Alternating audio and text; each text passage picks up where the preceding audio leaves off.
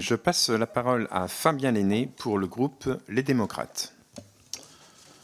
Merci, Monsieur le Président. Messieurs, merci pour vos propos particulièrement nourrissants ce matin sur l'économie de guerre. Alors, en juin 2022, quelques mois après le déclenchement de la guerre en Ukraine, Emmanuel Macron lançait la stratégie d'économie de guerre, donc qui nous réunit ce matin, pour la France. Et après un cycle de 30 ans marqué par les dividendes de la paix et 80 ans sans qu'un seul conflit interétatique de haute intensité n'éclate sur notre continent, cette notion d'économie de guerre a fait son retour dans notre vocabulaire et pas sans débat. Alors historiquement, une économie de guerre transforme en profondeur, vous l'avez rappelé, les structures économiques, sociales, industrielles d'un pays pour soutenir l'effort de guerre. Elle remet aussi en cause l'économie de marché, telle que nous la connaissons aujourd'hui en temps de paix, plaçant la victoire militaire comme seul objectif national. L'exemple de l'Ukraine est frappant, hein. Ce pays consacre 30% de son PIB aujourd'hui à l'effort de guerre, demandant également un effort colossal à sa population dont la vie est totalement bouleversée sur tous les plans. Moi, mon questionnement dans ce contexte est multiple. Alors, je l'ai un peu modifié parce que vous avez répondu à beaucoup de choses pour notre plus vif intérêt ce matin, mais plus prosaïquement, à quel niveau du pourcentage de PIB, c'est peut-être un peu simpliste comme approche, peut-on parler réellement d'économie de guerre dans un pays comme le nôtre, qui n'est pas directement dans le conflit? Et puis, moi, je voudrais, on est quelques-uns à partir ici au sommet de l'Assemblée parlementaire de l'OTAN vendredi, à Montréal. Et donc, on va avoir des échanges avec nos amis européens, canadiens, américains. Et donc, ça serait intéressant aussi qu'on parle aussi comment ils perçoivent ça chez nos pays voisins, chez nos amis allemands, italiens, polonais. Alors, on sait que certains ont du mal à respecter quelques cibles otaniennes. Donc, quelle est leur perception par rapport à ça? Merci. Messieurs, je vous en prie.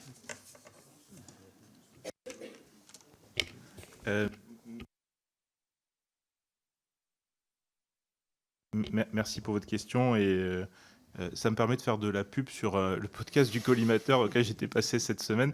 Et Alexandre Julien, l'animateur, nous a fait plancher sur qu'est-ce que représenterait la France si on dépensait 3, voire même 4% du PIB dans la défense.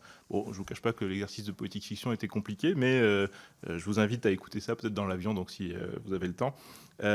En l'espèce, je trouve qu'effectivement, vous l'avez rappelé, l'Ukraine est un vrai pays en guerre, donc il y a une économie de guerre.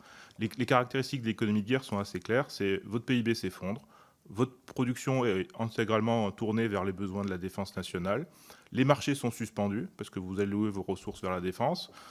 Et en fait, c'est ce qu'on a retrouvé pendant les guerres mondiales dans les puissances européennes ou aux États-Unis. En France, évidemment, on n'est pas en guerre. Donc, quel pourcentage de PIB ça pourrait être?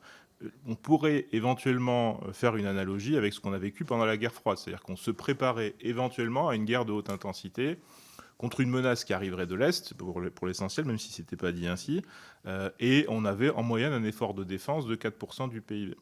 Donc, alors, c'est pas je ne dis pas que c'est la cible qu'il faut viser, mais en tout cas, si on pense que l'analogie est correcte, c'est l'effort qui est historique. Après, évidemment, ça fait partie des questions qu'on a eues tout à l'heure, ça s'inscrit dans des débats budgétaires qui sont aujourd'hui très compliqués, et il y a des coûts d'opportunité qui sont importants. Renoncer à tel type de dépenses publiques dans un contexte où l'endettement public est très élevé, pour la défense, évidemment, il y a une autre forme de coût ici associée. Mais en tout cas, il y a vraiment, dans une perspective historique, ce qui est intéressant de voir, c'est que la période de la guerre froide, c'est une période très particulière. C'est qu'en période de paix, on est aux alentours de 2% du PIB, donc ce qu'on connaît aujourd'hui. En période de guerre, et en particulier les guerres totales, on a des pourcentages du PIB dans la défense qui sont à plus de 2 chiffres. 20, 30, 40% en fonction des circonstances. Mais la guerre froide, c'est vraiment un moment où on est entre 3 et 5% du PIB. Donc c'est pas une période de paix, mais c'est pas une période d'affrontement. Et voilà, c'est pour ça que je vous dis que si l'analogie est correcte, si c'est ça qu'on veut préparer, en fait les efforts budgétaires, ils sont un petit peu plus élevés que ceux qu'on connaît aujourd'hui.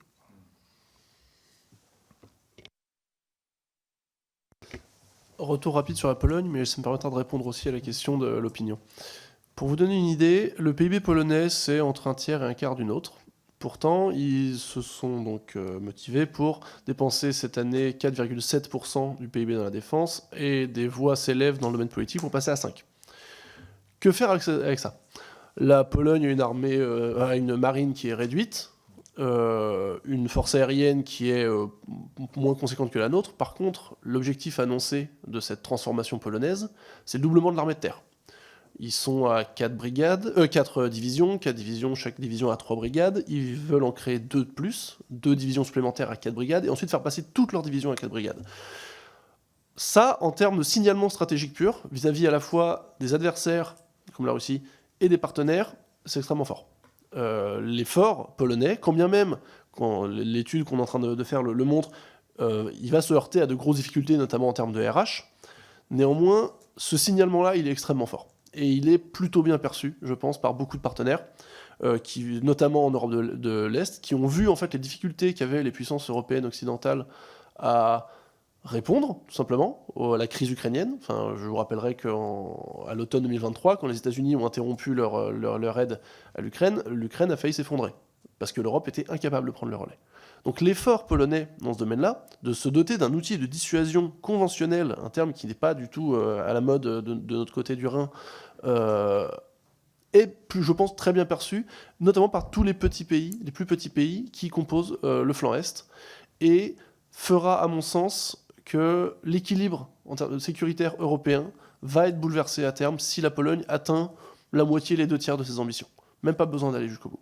À côté de ça, la LPM en cours a donc annoncé une augmentation de 40% des budgets, mais malheureusement, pour tout ce qui va être signalement stratégique, je pense qu'elle peine en fait à se concrétiser par ce genre d'annonces, qui sont un choix. Nous en avons fait un autre, nous avons fait le choix de la cohérence, qui est en fait tout à fait compréhensible au vu des besoins. Néanmoins, je pense que l'effort français va être moins perçu, tout simplement parce que, comme je le disais, à la fin, nous n'avons pas un canon en plus, pas un avion en plus, et pas un navire en plus. Ce qui fait que, malheureusement, on parle de défense, on parle d'armée, ces choses-là comptent, ce signalement-là compte. Et dire que nous sommes une armée d'emploi et que nous avons fait un choix de cohérence et de pertinence, il est compréhensible pour, on va dire, des gens qui s'intéressent comme nous. Je pense malheureusement que pour un observateur plus général, ça va être beaucoup plus difficile de percevoir ça et de le faire passer ensuite dans des politiques concrètes. Je vous remercie.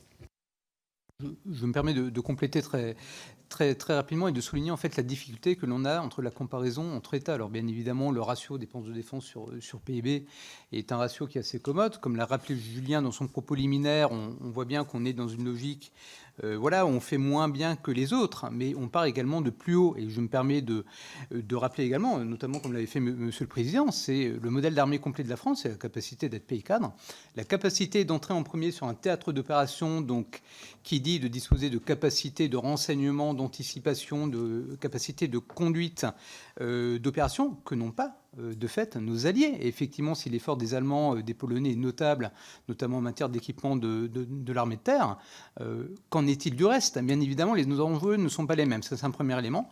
Le deuxième élément qu'il ne faut pas oublier, c'est que la France est dotée d'une capacité de dissuasion nucléaire qui va représenter à peu près, en termes d'investissement sur la prochaine LPM, près de 40%. Des crédits de dépenses d'équipement. Donc c'est un montant qui est colossal et qui correspond également à la mise en œuvre en fait de nouveaux programmes, notamment les SNLE de troisième génération. Donc là encore, on en revient un peu à la discussion de ce temps long, de cette persistance un peu historique qui est liée à la cohérence du modèle français. Et après, effectivement, aux enjeux qui émergent face au conflit de haute intensité. Je rejoins Léo dans le fait d'avoir un signalement stratégique, de dire effectivement l'on fait un effort. Mais après, regardons et comparons-nous. Je pense que nous n'avons pas à rougir. Après, pour répondre à la question par rapport effectivement à la part du PIB, peut-être une réponse, mais qui va rejoindre un peu ce qu'a dit Julien, c'est de dire...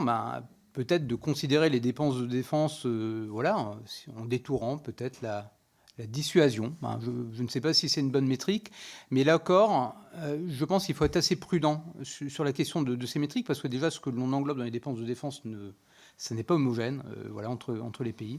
On englobe beaucoup de choses. Et après, in fine, c'est bien évidemment les capacités opérationnelles qu'il faut regarder. Et c'est vrai que de ce point de vue-là, la France elle a un modèle d'armée qui est assez singulier par rapport à ses partenaires européens. Merci, messieurs. Je ne résiste pas à ajouter humblement à vos propos qu'on a quand même un signalement stratégique majeur, c'est notre dissuasion nucléaire, que tout le monde n'a pas. Je passe la parole à Anne. Ah, pardon, un petit rajout. Oui. Le problème, je pense malheureusement, de placer la dissuasion nucléaire au centre à ce point, c'est que s'il peut s'adresser à un adversaire éventuel, il envoie un message qui va être très mixte à nos partenaires, au sens où la France dit « nous avons la dissuasion nucléaire, donc nous sommes une armée d'emploi, nous n'avons pas à développer un modèle d'armée similaire à ceux des autres Européens, parce que nous avons la dissuasion ». Comment ce discours-là est perçu en face, je veux dire, par nos partenaires? J'ai peur, malheureusement, qu'il soit perçu comme « vous avez la dissuasion ». Donc, si nous sommes attaqués, avec quoi viendrez-vous nous aider? Avec la dissuasion? Les discussions qui ont lieu depuis 3 ans sur le sujet montrent que c'est une question extrêmement complexe. Avec votre armée d'emploi, mais votre armée d'emploi, c'est quelques brigades. Est-ce suffisant d'abord pour venir nous aider, et ensuite est-ce suffisant pour être nation cadre, pour encadrer un corps d'armée, alors même que votre armée de terre dispose de capacités très limitées dans ce domaine-là. Donc j'ai peur malheureusement que impliquer à ce point la dissuasion dans notre offre partenariale, j'ai pas d'autre terme, je suis désolé, mais vous voyez ce que je veux dire, puisse nous jouer des tours, en fait. C'est une inquiétude, je vous l'expose. Je comprends. Mais n'empêche qu'avoir la dissuasion nucléaire face à quelqu'un qui a l'arme nucléaire, ça dissuade quand même. Je passe la parole à Anne Le Hénanf pour le groupe Horizon et